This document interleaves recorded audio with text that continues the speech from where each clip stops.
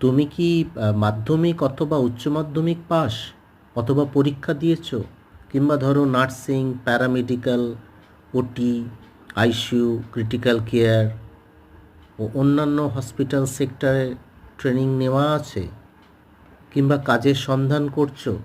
তাহলে এখনই আমাদের edu skills placement protection course বা পিপিসিসি কোর্সটা এনরোল করে নাও।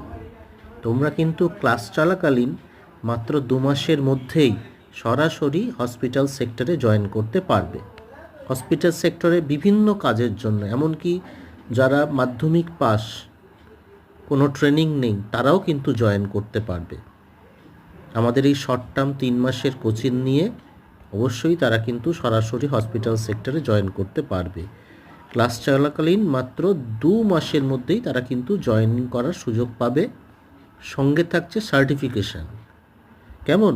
মনে রাখবে, মাত্র 2 মাসের মধ্যেই তারা কিন্তু সার্টিফিকেশান সহ কাজের সুযোগ পাবে। কেমন?